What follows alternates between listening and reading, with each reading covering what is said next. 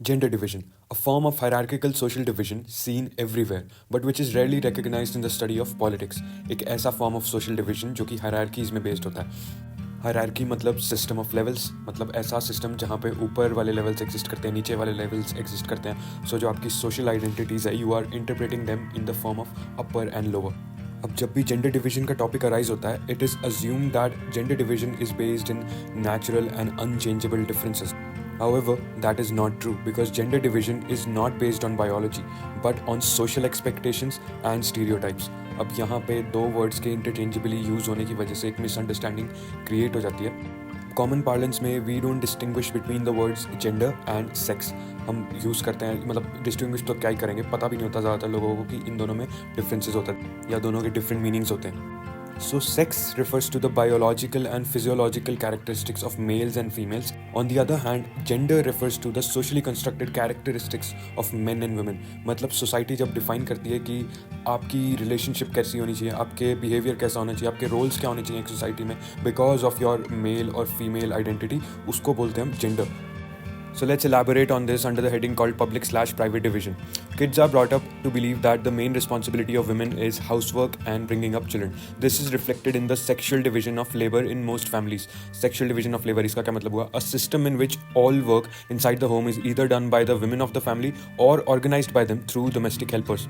तो बचपन से ही स्टार्ट हो जाता है प्रोसेस कि जब बच्चों को बड़ा कर रहे होते हैं उनके पेरेंट्स वगैरह या कोई और भी गार्डियंस, वो वहीं पे उनमें एक बिलीफ इंस्टिल कर देते हैं उनमें कि विमेन का एक सर्टेन रोल होता है, मेन का एक सर्टेन रोल होता है. तो जैसे cooking, cleaning, washing clothes, tailoring, looking after children, ये सारे औरतों के काम होंगे, ऐसा समझाया जाता है उनको. And main do all the work outside home. जो भी बाहर का काम है जिसमें पैसे मिलते हैं, जिसमें अर्निंग हो रही है, वो सब कौन करेगा? मेन करेंगे. और विमेन फ्री में इतना कुछ घर पे ये सर्विसेज प्रोवाइड करेंगी. अब ऐसा तो है नहीं कि men can't do housework because when these jobs are paid for, men are ready to take up all these works. So for example, most tailors or most cooks in hotels are men. या top के chefs globally हमेशा आदमी मिलेंगे.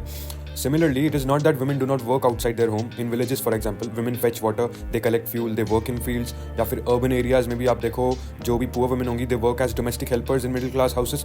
और जो middle class women होंगी, they work in offices. So majority of women they do some sort of paid work in addition to domestic labor. But यहाँ पे अगर हम comparison करें, when women provide all this domestic labor, that is not valued. उसकी value आई नहीं रही ना.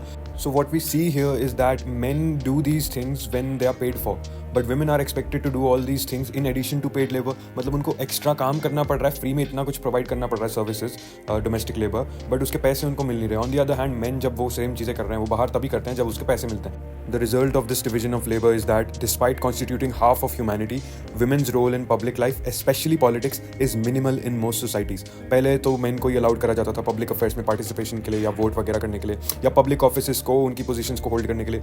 Gradually the gender issues they were raised in politics, जिसके चलते political legal status of women, उनका educational and career opportunities, ये सब कुछ improve हुआ. Now the more radical movements among these agitations, they aimed at equality in personal as well as family life as well. मतलब पहले तो normal movements हुई कि अच्छा इंक्रीज करो वुमेन का, बेटर स्टेटस करो, ठीक है, बट उसके भी बियॉन्ड जाके एक radical form of movement start हुई जो कि डिमांड करने लगे कि फैमिली लाइफ में भी women should have equal status. So these movements are called feminist movements. The result of all this political expression of gender division being that the role of women in public life improved. So अब हमें doctors, engineers, lawyers, managers, college, university teachers, कुछ भी हर role में women मिलेंगी. They were earlier not considered suitable positions for women. तो इनके लिए fight करना पड़ा ना इन प्लेसेस के लिए. अब इन मूवमेंट्स का जो इम्पैक्ट था, it was not globally uniform. मतलब कुछ कंट्रीज़ में तो बहुत अच्छा इम्पैक्ट हो गया, बट ढेर सारी countries they still lag behind. So Scandinavian countries for example, Norway, Sweden वगैरह, यहाँ पे हमें वुमेन का पार्टिसिपेशन बहुत ज़्यादा हाई मिलता है पब्लिक लाइफ में बिकॉज वो they are much more developed. On the other hand a country like ours, India, we still lag behind in a lot of things because we are a backward country after all, third world country हम लोग. सो हमारी country में since independence improvement तो ढेर सारी हुई है, but we still have a long way to go because we are still a male dominated patriarchal society. अब पेट्रियार्कल का क्या मतलब होता है? It means ruled by father. मतलब जहाँ पे आपका जो लिनिएज है, डिसेंट है आपका, that is being traced through the father's line. This concept is used to refer to a system that values men more and gives them more power over women. ठीक है, तो इसको बोलते हैं पेट्रियार्कल सोसाइटी. अगर इसका ही ऑपोजिट हो जाएगा जहाँ पे मेट्रियार्की बोला जाएगा, जिसको जहाँ पे फीमेल लिनिएज को ज़्यादा प्रेफरेंस दी जा रही है, so that will be called matriarchal society. Now in India, women face a lot of disadvantages, discrimination and oppression in multiple ways. So let's begin with talking about literacy rate. अब literacy rate आपकी book में ये जो numbers दिए हैं ये inaccurate change हो चुका है. तो overall इंडिया का 74% के around है, 82% for males and 65% for females. तो आप numbers में ना ही घुसो तो अच्छा होगा क्योंकि numbers change होते रहते हैं. आपको बस जो mention करना है वो याद रखना है जो ये है कि women's literacy rate is still lower than men literacy rate in India. तो women की जो education है वो अभी भी उतनी नहीं हो पा रही जितनी males की इंडिया में हो जाती है. ये आपको याद रखना है. Numbers वगैरह ना ही mention करो तो अच्छा होगा. और अगर मेंशन करना है तो फिर लेटेस्ट चेक करके मेंशन करना जो सबसे एक्यूरेट है. What you must definitely mention though is that girls are made to drop out by their parents because they prefer to spend more resources on the boys' education rather than spending it equally. So, is it really surprising that the proportion of women among highly paid and valued jobs is still very small? भाई जब पहले ही आप उनको education school में drop out करा रहे हो, equality वहाँ पे है ही नहीं, तो फिर वो आगे जाके उनके नंबर्स कहाँ से दिखेंगे आपको अलग अलग फील्ड्स में. तो वो बात है ना, प्रॉब्लम है यहाँ पे. An Indian woman works 1 hour more than the average Indian male every day, yet much of a work is not paid and therefore often not valued. अब ये पहले ही बात करी थी कि उनको एक्स्ट्रा काम डोमेस्टिक लेबर भी करना पड़ता है. In addition they have to work in public life as well, but जो डोमेस्टिक लेबर जो इतना सारा प्रोवाइड हो रहा है उसके लिए कोई वैल्यू नहीं है. दी इक्वल रेम्यूनरेशन एक्ट 1976, अब ये याद रखने वाला एक्ट है, equal remuneration act 1976. It provided that equal wages should be paid for equal work, but उसके बावजूद आज तक मल्टीपल फील्ड्स में जहाँ पे सेम काम भी हो रहा है मेन वुमेन में, वहाँ पे भी we see that women are not getting equally paid as men. अच्छा, next point is about sex ratio at birth. तो इसमें भी ढेर सारे नंबर्स वगैरह दिए हुए हैं जो कि हमें अवॉइड करना है. अगर आपको देने हैं तो फिर चेक करके देना, otherwise avoid giving any numbers क्योंकि इसमें अपडेटेड नहीं है इवन लेटेस्ट एनसीईआरटी एडिशन में जो कि मैं यूज़ कर रहा हूँ. So what you have to mention is that we have had a lot of improvement because of save the girl child या बेटी बचाओ बेटी पढ़ाओ ये सब टाइप के पॉलिसीज़ की वजह से, but we still have a long way to go. तो अभी भी ढेर सारे रीजन्स में या स्टेट्स में of the country female infanticide practice करा जाता है या सेक्स सेलेक्टिव अबॉर्शंस अभी भी होते हैं, बहुत जगहों पे होते हैं. और ये जो इंप्रूव्ड नंबर्स भी होंगे ना, जो अपडेटेड नंबर्स हैं, दे डोंट नेसेसरली मीन कि यूनिफॉर्मली सब जगह अच्छी चीज़ अच्छा इंप्रूवमेंट हुआ है, क्योंकि वो तो ओवरऑल नंबर तो तब भी इंक्रीज हो सकता है ना, एवरेज आपका तब भी इंक्रीज हो सकता है अगर थोड़ी दूसरी जगहों में आपने इंप्रूवमेंट लाए हो और बाकी जगह ना चेंज हो, एवरेज तो तब भी इंक्रीज हो जाएगा. So progress in the overall number doesn't necessarily mean कि हर जगह प्रोग्रेस आई होगी. कई जगहों पे अभी भी वैसी सिचुएशन है या उससे भी बदतर सिचुएशन हो चुकी होगी. And besides all this, we still have a huge problem of female-related crimes in India. I mean, we are called the R capital of the world for a reason. So we still have a very long way to go. Now, all of this is well known, yet issues related to women's well-being or otherwise are not given enough attention. So many feminists या women activists उनको ये लगता है कि जब तक women power control नहीं करेंगी ना, पावर को टेक ओवर नहीं करेंगी बेसिकली, तब तक जो ड्यू अटेंशन मिलना चाहिए women centric issues को वो नहीं आएगा तब तक. One way to ensure that is to have more women as elected representatives. So for example, percentage of elected women members in Lok Sabha is almost 15%. Out of the total strength. और अगर state level पे बात करें तो 5% आपकी book में लिखा हुआ है, बट एक्चुअली में 8-9% के अराउंड होगा, बट नंबर्स में नहीं हमें कंफ्यूज होना. The point is that women's representation is very very low in Indian legislature, be it at state level और एट सेंट्रल लेवल. पार्लियामेंट में भी बहुत कम है और स्टेट में तो और ज़्यादा कम है. So India is among the bottom group of Nations जहाँ पे जो वुमेन की पार्लियामेंट्री या लेजिस्लेटिव रिप्रेजेंटेशन लेजिस्लेचर में वो बहुत ज़्यादा लो है, even lower than many Latin American and African countries. उन केसेस में भी जब women becomes the chief minister और द प्राइम मिनिस्टर, तब भी हम देखते हैं कि वी ऑब्जर्व दैट कैबिनेट जो है उनके around that is usually male dominated. So one way to solve this problem is to make it legally binding to have a fair proportion of women in the elected bodies. Elected bodies में आप legal ऐसा एक clause ही डाल दो कि इतनी percentage तो minimum women की रिप्रेजेंटेशन होनी चाहिए. सो पंचायती राज इंस्टीट्यूशन जो हमारा लोकल सेल्फ गवर्नेंस वाला सिस्टम है उसने ऐसा ही करके दिखाया. 1/3 of seats in local government bodies in panchayat and municipalities are now reserve for women. इसकी वजह से the result is that more than 10 lakh elected women representatives in rural and urban local bodies exist. तो ये एक तरह से positive चीज़ हुई. इसी के चलते various women organisations and activist had been demanding कि सिमिलर रिजर्वेशन आपका स्टेट लेवल पे भी और पार्लियामेंट्री लेवल पे भी अप्लाई होना चाहिए, जिसकी वजह से अ bill with this proposal was pending before the parliament for a long time. But in 2023 नारी शक्ति वंदन अधिनियम वुमेन्स रिजर्वेशन एक्ट 2023 वो पास हो गया विद 33, जिसमें क्या होगा 33% reservation of seats for women in Lok Sabha, ठीक है, state legislative assemblies and also Delhi assembly. तो इन अपकमिंग ईयर्स ये जो एक्ट पास हुआ था इसके रिजल्ट्स अब हमें दिखने लग जाएंगे एट पार्लियामेंट्री लेवल, यानी लोकसभा में 33% रिप्रेजेंटेशन होगी वुमेन की, स्टेट लेजिस्लेटिव असेंबलीज और दिल्ली असेंबली, ठीक है, यहाँ पे हर जगह 33% रिजर्वेशन होगी वुमेन की. Now gender division is an example that some form of social division needs to be expressed in politics. This also shows that disadvantaged groups do benefit when social divisions become a political issue. तो इसका मतलब ये है कि एक बड़ा ही prominent view exist करता है कि सोशल इश्यूज या सोशल डोमेन सोशियोलॉजी वाला जो भी टॉपिक्स हैं they should be kept separate from political topics. Politics अलग होना चाहिए, सोशियोलॉजी के टॉपिक्स अलग होने चाहिए. बट उस व्यू को काउंटर करने के लिए this is a great example कि जब आप सोशल डिविजन्स को, जेंडर डिवीजन तो एक एग्जाम्पल हो गया, बट ऐसे कई टाइप के सोशल डिविजन या सोशल इशूज एग्जिस्ट करते हैं. When they are expressed politically, जब आप उनको पॉलिटिकल डोमेन में लेके आते हो तो कुछ तो ओवरऑल पॉजिटिव हेल्प आती है, specially those who suffer from these issues. जो डिसएडवांटेज लोग वट एवर जो भी इशू होगा उससे बिलोंग करते हैं, उनको बेनिफिट्स तो पहुंचते ही हैं. तो इस एग्जांपल में ले लो, अगर women, do you really think कि विमेन विदाउट पॉलिटिकल हेल्प अपने आप को इंडियन सोसाइटी में इतना अपलिफ्ट कर पाती? ये तो पॉलिटिकल एफर्ट दिखा हमारी कंट्री में इतने सारे डेकेड्स और रिसेंटली एज वेल, तब जाके ये सिचुएशन आई है. Otherwise it would have been very very difficult, almost impossible कि विमेन की पोजीशन बेटर हो पाती इस कंट्री में. Okay, so our next heading is religion, communalism and politics. अब अभी तक हमने जेंडर डिवीजन की बात करी, which is a very universal form of social division. अब religious division is not as universal, मतलब वो काफ़ी वाइडली प्रेजेंट है, बट जेंडर डिवीजन जितना इतना यूनिवर्सल नहीं है. But now in our current modern times religious diversity is fairly present everywhere. ठीक है, तो उसकी वजह से रिलीजियस डिवीजन भी काफ़ी ज़्यादा प्रोमिनेंट हो चुका है in the social division sphere. और अगर रिलीजियस डाइवर्सिटी ना भी हो तब भी वी सी कि सेम रिलीजन के अंदर उसको कैसे इंटरप्रेट करते हैं लोग या उसकी एप्लीकेशन कैसे रियल लाइफ में हो रही है, उसमें भी डिफरेंसेस आ सकते हैं और उसमें भी उनके रिलीजियस एक तरह का इंटरनल रिलीजियस क्लैशेस हो सकते हैं. सो इट डजंट रिक्वायर कि रिलीजियस डाइवर्सिटी होनी चाहिए तब जाके रिलीजियस डिफरेंसेस आएंगे. Within the same religion भी डिफरेंसेस आ सकते हैं.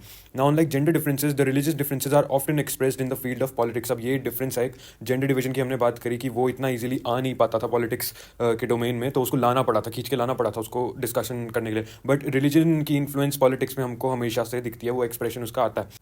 Okay, so let's consider the following situations. Gandhi ji used to say that religion can never be separated from politics. अब इसको ढेर सारे लोग मिस इंटरप्रेट कर देते हैं कि मिस्टर गांधी के व्यूज़ क्या थे रिलीजन पे, कि पॉलिटिक्स से कभी भी दूर नहीं होना चाहिए. He didn't mean it negatively, he meant it positively, कि उनके हिसाब से ये था कि हर रिलीजन में कुछ मॉरल वैल्यूज़ होती हैं जो कि इन्फॉर्म करती हैं हर रिलीजन को, और उन मॉरल वैल्यूज़ की गाइडेंस हमें अपने पॉलिटिकल डोमेन में लेनी चाहिए. This is what he believed. Next situation, human rights groups in our country they demand कि government should take special measures, communal riots को रोको, या अगर माइनॉरिटीज़ हैं, रिलीजियस माइनॉरिटीज़, उनको भी प्रोटेक्शन दो. Third situation, women's movements have argued that family laws of all religions, जितने भी रिलीजन हैं उनके फैमिली लॉज जो हैं they all collectively differentiate against women. चाहे कोई भी रिलीजन हो उसमें वुमेन की जो पोजीशन है हर रिलीजन में इंफीरियर ही होती है. तो वुमेन ग्रुप्स जो हैं, वुमेन मूवमेंट्स, वो सब डिमांड करते हैं कि government should change these laws to make them more equitable. Now all these instances involve a relationship between religion and politics, but they do not seem very wrong और dangerous. अब इसमें कोई problem तो है नहीं, है ना. इन सब तीन सिचुएशन हमने बात करी, इसकी कोई ऑफेंड नहीं होगा इस चीज़ पर, बड़ी सही बातें होने चाहिए. Ideas, ideals and values drawn from different religions can and perhaps should play a role in politics. ये तो इतना तो अग्री कर ही लेंगे लोग कि अगर अच्छा ऐसी अच्छी अच्छी बातें हैं, नॉर्मल चीज़ें, ये तो होना ही चाहिए. पॉलिटिक्स में इसकी एक गाइडेंस आनी चाहिए. People should be able to express in politics their needs, interest and demands as a member of a religious community. इतना हक तो होना ही चाहिए रिलीजियस मेंबर्स को. Those who hold political power should sometimes be able to regulate the practice of religion so as to prevent discrimination and oppression. अब ये दोनों साइड का बैलेंस मेंटेन करके रखना है ना. अगर रिलीजियस मेंबर कोई है, रिलीजन किसी भी रिलीजन का कोई मेंबर है, वो अगर अपनी डिमांड्स या अपने इंटरेस्ट वगैरह गवर्नमेंट के आगे रख रहा है, उसको एक वो कह रहा है कि ये मेरी सुनो आप बात, तो इक्वली हक गवर्नमेंट के मेंबर्स को भी होना चाहिए कि अगर उनको दिख रहा है कि थोड़ा सा रिफॉर्म करने की जरूरत है किसी भी रिलीजियस प्रैक्टिस को या किसी भी कम्युनिटी को, तो उनको ये होना चाहिए ताकि डिस्क्रिमिनेशन और ऑपरेशन कम हो, है ना. तो इतना तो कोई दिक्कत नहीं है किसी को भी. The real problem arises when the topic of communalism comes up. अब ये प्रॉब्लम स्टार्ट तब होती है when religion is seen as the basis of a nation, की रिलीजन के बेसिस पे अगर आप नेशन को क्रिएट कर रहे हो. So it leads to what is called as religious nationalism. This problem becomes even more acute when religion is expressed in politics in exclusive and पार्टिसान terms. इसका मतलब क्या हुआ, जब पॉलिटिक्स में वो जो अभी हमने पहले बात करी ना, positive terms, positive influence religion की, उसको तो आप ले नहीं रहे. आप सिर्फ एक बड़ा ही narrow form of religious interpretation कर रहे हो, जिसमें आप पार्टिसन का मतलब क्या होता है, जब आप एक ही पार्टी या किसी कॉज या फिर किसी पर्सन को वर्शिप करने लग जाओ कि हाँ ये भगवान से भी बढ़कर है, इसके बियॉन्ड और कुछ है नहीं. This happens when instead of living in harmony, followers of different religions are pitted against each other. मतलब जब वो एक दूसरे से compete करने लगता है कि हमारा religion तुमसे ज़्यादा superior है, हमारे beliefs तुमसे ज़्यादा superior है, it leads to extreme form of radical nationalism या religious nationalism. अब इसमें सिचुएशन और ख़राब कैसे हो जाती है when state power is use to establish domination of one religious group over the rest, यानी और कोई जितने भी रिलीजियस ग्रुप्स हैं उन सबको आपने दबा दिया, सिर्फ एक रिलीजियस ग्रुप की डोमिनेशन एस्टैब्लिश कर दी थ्रू स्टेट पावर, यानी एक तरह से लीगलाइज ही कर लिया ना अपने अपने रिलीजियस रेडिकलिज्म को। This manner of using religion in politics is called communal politics. Communal politics is based on the idea that religion is the principal basis of social community. This is how communalism ideology works. The followers of a particular religion must belong to one community. Their fundamental interests are the same. मतलब उनको as a single unit operate करना चाहिए, उनके जो भी interest हैं वो सारे एक ही होंगे, कोई आपस में अगर उनके डिफरेंसेस है वो ट्रिवियल है, वो मैटर ही नहीं करते हैं, वो उनको रिकग्नाइज भी नहीं करेंगे, इररेलेवेंट है वो। It also follows that the people who follow different religions can not belong to the same social community. मतलब अगर कोई दूसरे रिलीजन का पर्सन है उसके साथ आपकी कॉमनैलिटी हो ही नहीं सकती, you can not have a common ground with that other religion person. If the followers of different religions have some commonalities, these are superficial and immaterial. अगर इस सब इतने सारे डिनाइल के बाद भी अगर स्टिल उनको मुश्किल हो जाता है ना प्रूव करना, क्योंकि कॉमनैलिटीज़ तो होंगी, तो उसको ये कैसे वो कर देते हैं, एक्सप्लेन अवे कर देते हैं कि अच्छा अगर कोई कॉमनैलिटीज़ हैं भी आपके दूसरे रिलीजन वाले इंसान के साथ तो वो इतना मैटर नहीं करती, वो सुपरफिशियल है, वो सिर्फ ऊपर ऊपर की है, वो एक्चुअली में हम एक है नहीं, ठीक है, तो हमें उनके साथ कोई भी कॉमन ग्राउंड रखने की ज़रूरत है नहीं। Their interests are bound to be different and involve a conflict. मतलब ये बिलीफ है कि चाहे आपका अगर कितनी भी कॉमनैलिटीज़ हो ना, वो सब मैटर नहीं करता, क्योंकि भाई रिलीजन अलग है, इसलिए हमारे तो एम्स ही अलग होंगे, हमारे इंटरेस्ट ही अलग होंगे, और इवेंचुअली हमने लड़ना ही है, इसलिए तुम मेरे दुश्मन ही हो। In its extreme form communalism leads to the belief that people belonging to different religions can not live as equal citizens within one nation. मतलब हम लोग इक्वालिटी पे जी नहीं सकते अगर हम डिफरेंट कम्युनिटीज़ या रिलीजन से बिलोंग करते हैं। Either one of them has to dominate the rest और they have to form different nations. या तो हमें बाकियों को दबा के रखना होगा, किसी एक आइडेंटिटी को दबा के रखना होगा, मतलब किसी एक आइडेंटिटी को टेक ओवर करना होगा और बाकी सबको दबा के रखे वो, या फिर they all should form their respective separate Nations. Now, if we critically examine this way of thinking, then we realize how fundamentally flawed it is. People of one religion do not have the same interests and aspirations in every context. ये तो possible ही नहीं हो सकता ना यार, क्योंकि आप क्या कह रहे हो कि we should all act as a single unit. आपके differences matter नहीं करते, they are all trivial. ऐसे तो हो ही नहीं सकता। Why? Because humanity by default is diverse. हर कोई इंसान का अपने experiences होते हैं, अपने views होंगे, और diversity in opinions, diversity in position, diversity in how you talk, you behave, वो सब तो differences हमेशा ही आएंगे। behavioral diversity या हर टाइप की डाइवर्सिटी, तो differences are bound to happen. आपके जो खुद के कम्युनिटी है उसके अंदर भी इतनी सारी अलग अलग वॉइसेस होंगी। आप कैसे ये कह सकते हो कि हम सबको एक यूनिट के अंदर रख लेंगे और we will all act as under one religious identity? You will just end up suppressing more and more voices. आप एक तरह से सेल्फ डिस्ट्रक्शन की तैयारी कर रहे हो, क्योंकि आप कब तक दबाते रहोगे? इवेंचुअली हर किसी का राइट है ना उनका अपने व्यूज़ देने का, सो आप कैसे उन सबको दबा के eventually they will revolt against your singular identity fanaticism. और चलो आप एक रिलीजन के अंडर सबको लेके भी आ गए, but what about other context, other situations, non religious context, उन सब अलग अलग टॉपिक्स में तो हर किसी के अपने अपने पोजीशंस होंगे, अपने व्यूज़ होंगे। वहाँ पे थोड़ी ना आप ये वापस उनको सेम बिहेवियर करवा सकते हो कि हम सब एक यूनिट है। वहाँ पे तो वो पक्का अपने अपने क्लैशेस होंगे उनके ओपिनियंस के। सो इतनी सारी वॉइसेस को जब आप सप्रेस करके अपनी गाड़ी चला रहे हो, it's eventually bound to fail. आपका ये सिस्टम फेल होगा इवेंचुअली, और ऐसे यूजुअली होता है। Pakistan is a great example. उनकी इंटरनल डाइवर्सिटी इतनी सारी, अलग अलग स्टेट्स, अलग अलग रीजन्स, हर कोई अपनी लैंग्वेजेस बोलता है, बट उनको एक under Pakistani supposed Islamic nationalism के अंडर लाने की कोशिश, वो फेल्ड स्टेट हो गया ना, आज नहीं चल रहा वो state. Okay, so let's discuss the various forms of communalism in politics. So the most common expression of communalism is in everyday beliefs, यानी आपको डे टू डे लाइफ में दिख जाएगा अपनी, या सोशल मीडिया पे दिख जाएगा बड़े अच्छे से। So these routinely involve religious prejudices, stereotypes and belief in superiority of one's own religion over rest of the religions. यानी इसमें क्या prejudices की, अच्छा वो उस रिलीजन का है तो बस उसका वहीं पे सिमट के रह जाती है आइडेंटिटी, चाहे वो कैसा भी इंसान हो, इंडिविजुअल उसकी आइडेंटिटी मैटर नहीं करती, just because that other person is from opposing religion, supposedly opposing, मतलब कम्युनल लॉजिक के हिसाब से अपोजिंग हो जाता है ना वो, तो बस उसको हमारा दुश्मन हो गया, या फिर अब हम उसको सेम इक्वल ट्रीटमेंट नहीं देंगे, वो वाला logic. Superiority of one's own religion, मतलब हमारा रिलीजन बेस्ट है, बाकियों का सबका खराब है, और स्टीरियोटाइप्स बना देना कि अच्छा वो उस रिलीजन से है तो ये ऐसा होगा, ये इस रिलीजन से है तो इसका ऐसा नाटक होगा। हर कोई स्टीरियोटाइप्स पे, क्योंकि स्टीरियोटाइप से कॉन्वर्सेशन ईजी हो जाती है ना, इंटेलेक्चुअल चीज़ें नहीं करनी पड़ती, फिर आपको दिमाग नहीं लगाना पड़ता basically. This is so common that we often fail to notice it. इतना कॉमन है आपको और रोज बातों में दिख जाएगा ना, मतलब आप उसको पॉइंट आउट भी नहीं करते, उसमें प्रॉब्लम भी नहीं होती लोगों को। Next, communal mind often leads to a quest for political dominance of one's own religious community. अब अगर मेजॉरिटी कम्युनिटी हो ना, अगर आपके नंबर्स मेजॉरिटी में है, so you will desire unconsciously या कॉन्शियसली डिजायर करोगे आप किसके लिए, कि आपका majoritarianism of your own religion gets established. और अगर आप माइनॉरिटी कम्युनिटी से बिलोंग करते हो, उनका अपना ही कम्युनलिज्म चल रहा होता है, जिसमें वो एक्स्ट्रा अवेयर होते हैं अपनी माइनॉरिटी आइडेंटिटी को लेकर, क्योंकि वो हर वक्त सराउंडेड अपने से दूसरे वाली आइडेंटिटी से होते हैं ना, तो उनका ऑटोमेटिकली अलग ही चल रहा होता है। वो क्या करते हैं, उनका अलग ही डिजायर होता है कि हम सेपरेट अपनी एक उस पॉलिटिकल यूनिट को बना के रखें, उसको ग्रो करें, उसको और फैलाएं। तो वो उन दोनों तरफ से प्रॉब्लमेटिक चीज़ हो जाती है। Third point, political mobilisation of on religious lines is another frequent form of communalism. अब ये आपको कॉमनली दिख जाएगा, न्यूज़ में दिख जाएगा, हर जगह दिख जाएगा कि रिलीजियस बेसिस पे आप हर चाहे इमेजरी यूज़ करोगे, सिम्बल्स यूज़ करोगे, पता नहीं कौन से टेक्स्ट उठा लेंगे, या रिलीजियस पर्सनैलिटीज़ को उठा के उनका एक पॉलिटिकल बैंटर स्टार्ट हो जाता है, ठीक है, आपस में वॉरफेयर, वर्ड प्ले, सब कुछ स्टार्ट हो जाता है। उसका पर्पस क्या होता है? पॉलिटिकल मोबिलाइजेशन, लोगों को पॉलिटिकली चार्ज करना, उनको अनॉय करना उस वे में कि लोग जब चिढ़ना स्टार्ट हो जाते हैं ना, फिर उनको it is easy to Rahul them up, फिर उनको आप अपने हिसाब से मैनिपुलेट कर सकते हो अगर आप पॉलिटिकल पावर अचीव करना चाहते हो। तो वहाँ पे भी वो हमें दिखता है। In electoral politics this often involves special appeal to the interest and emotions. अच्छा, इमोशंस पे अपील सबसे ज़्यादा हो रही है ना, क्योंकि आप उनको राइल अप कर रहे हो, एंगर कर रहे हो उनको।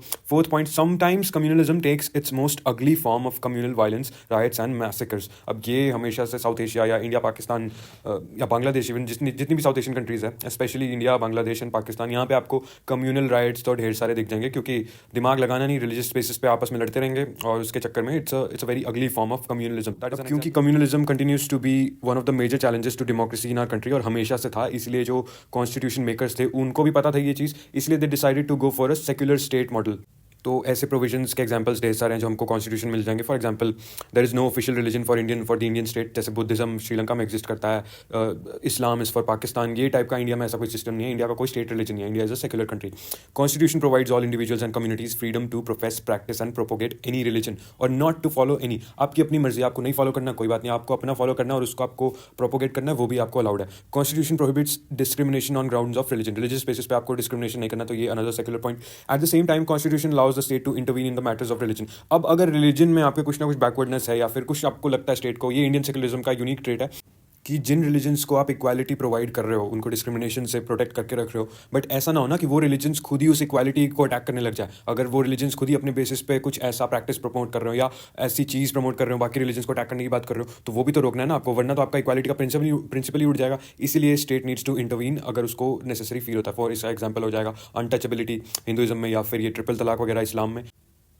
So, in this sense, secularism is not just an ideology of some parties or people. This idea constitutes one of the foundations of our country. अब ये बड़ी इंपॉर्टेंट चीज़ है कि ऐसा नहीं है कि कोई एक पार्टी की आइडियोलॉजी थी सेक्युलरिज्म, जैसे ऐसा कुछ नहीं है। Secularism is the foundational principle of India. India सबसे ढंग की साउथ एशियन कंट्री, मतलब फंक्शनिंग साउथ एशियन कंट्री, जो अभी तक कोलैप्स होने के कगार पे नहीं आई है, वो इसलिए है क्योंकि हमारा एक सेक्युलर बेसिस रहा है हमेशा से। Communalism should not be seen as a threat to only some people in India. It should be seen as a threat to the very concept of India. But a secular constitution is not enough, हमें as citizens भी अपना contribution देना होगा। So day to day life में religious based mobilization अगर दिखे, उसको we should counter, we should be aware, we should criticize, ठीक है, क्रिटिकली एनालिसिस करना चाहिए, दिमाग का यूज़ करना चाहिए, इंटेलेक्चुअल कैपेसिटी का, तब कम्युनलिज्म नहीं चलता।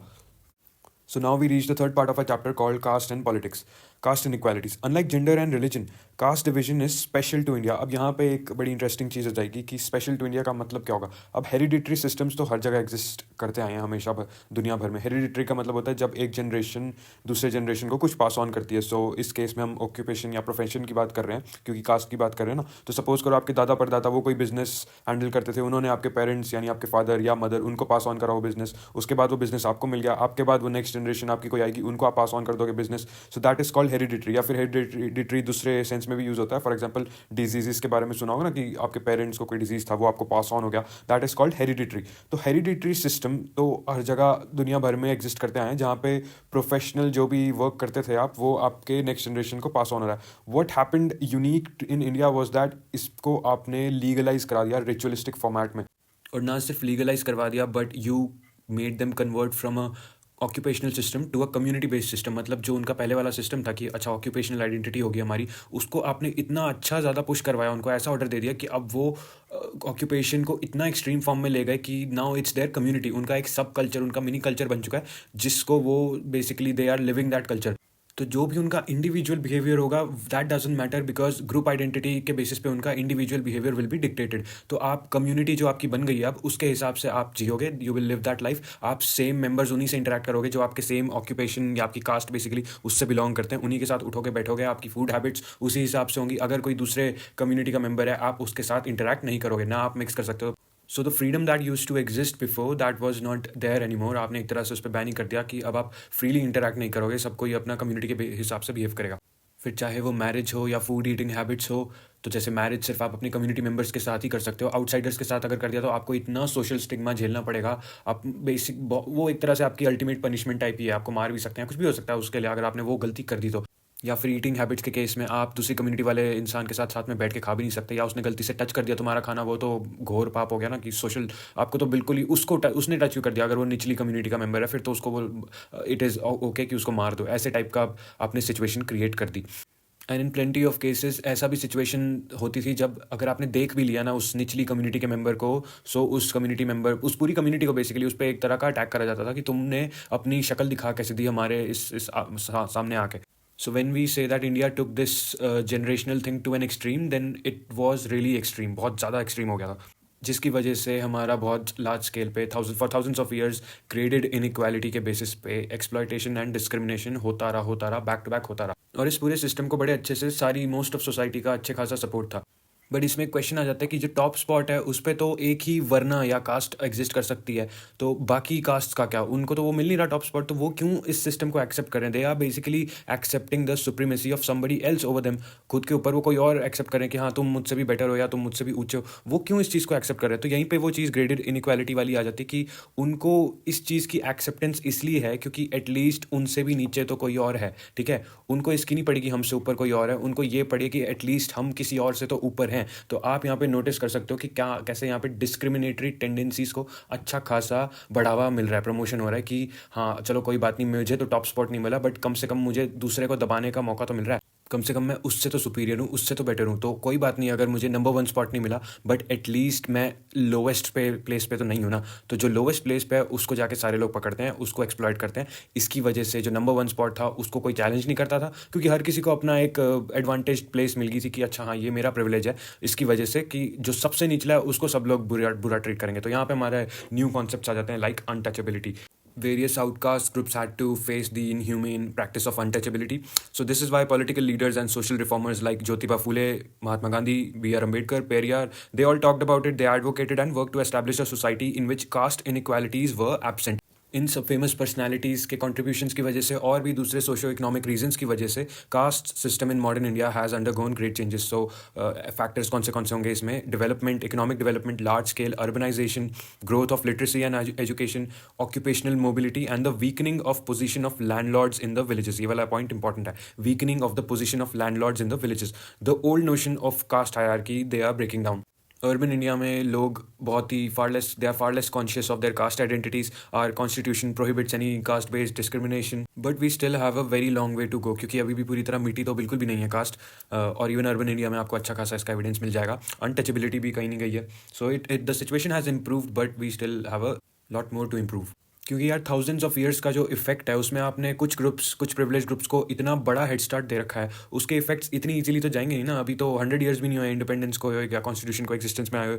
सो टाइम तो बहुत ज़्यादा लगेगा और इसकी वजह से जो रिजर्वेशन प्रोवाइड करी जाती है वो भी इसी की वजह से है। इसीलिए आपको इंटरेस्टिंगली ये जो upper caste, so called upper caste है, इनकी बड़ी डिसप्रपोर्शनेटली हाई रिप्रेजेंटेशन मिल जाएगी प्रिविलेज पोजिशन पे या middle class, urban middle classes में।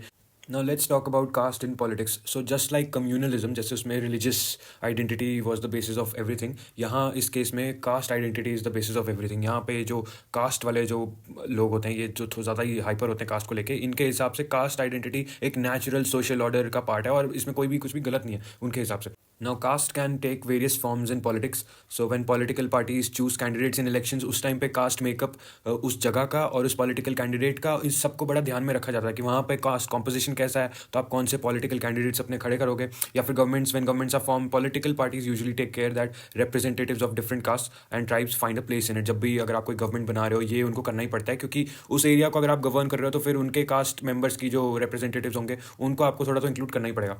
Second point, caste sentiment. So जब पार्टीज या कैंडिडेट्स जो खड़े हैं वो कास्ट सेंटिमेंट को पॉइंट आउट करते हैं और उसको राइल अप करते हैं, तो वो आपको न्यूज़ में हमेशा दिखता ही है, पॉलिटिक्स करने लग जाते हैं कास्ट के बेसिस पे।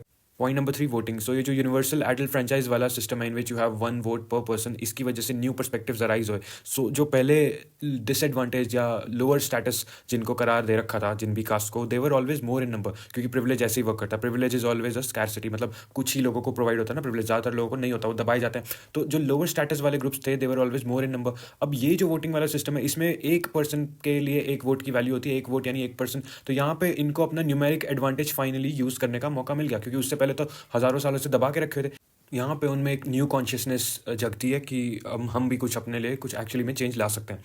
अच्छा, whenever there is this discussion of caste in politics, most commonly held belief is that कि कास्ट कास्ट करी जाते हो पॉलिटिक्स में और कोई बात ही नहीं करते, और कास्ट की बेसिस पे सारा पॉलिटिक्स खराब हो जाता है. अब there is a lot of truth in that, but इतनी भी सिचुएशन खराब नहीं है. खराब इसलिए नहीं है क्योंकि जो नेक्स्ट पॉइंट्स लिखे हुए हैं ना बुक में वो पढ़ते हैं उनको. So this is far from the truth. No parliamentary constituency in the country has a clear majority of one single caste. कभी भी ऐसा नहीं, या ज़्यादातर ऐसा नहीं होता कि एक कॉन्स्टिट्यूंसी के अंदर एक ही कास्ट की पूरी पूरी मेजॉरिटी है. आपको at least one more than one cast को तो जीतना ही पड़ेगा. आपको अलग अलग कास्ट के साथ थोड़ा सा एक बैलेंसिंग एक्ट करना ही पड़ेगा. तो ऐसा नहीं कि सिर्फ एक कास्ट के उसी की चल रही है. No party wins the votes of all the voters of a caste और कम्युनिटी. अब ऐसा नहीं है कि कास्ट, ठीक है वो कास्ट के बेसिस पे करते हैं वोट, बट ऐसा भी नहीं है कि उनमें से कोई भी डिसएग्रीमेंट नहीं या कोई दूसरा अलग व्यू नहीं रखता. ऐसा नहीं है कि जस्ट बिकॉज वो सेम कास्ट है तो सारे ही वोट करेंगे. ठीक है उसमें आपको ढेर सारे लोग ऐसे मिल जाएंगे, बट ढेर सारे लोग आपको वो भी मिलेंगे जो कि अपने कास्ट को इतना प्रायोरिटी नहीं रखेंगे, बल्कि उसके बजाय कोई दूसरा प्रायोरिटी होगी, मे बी क्रिटिकल एनालिसिस होगा, उसके बेसिस पे वो अपने वोट देंगे.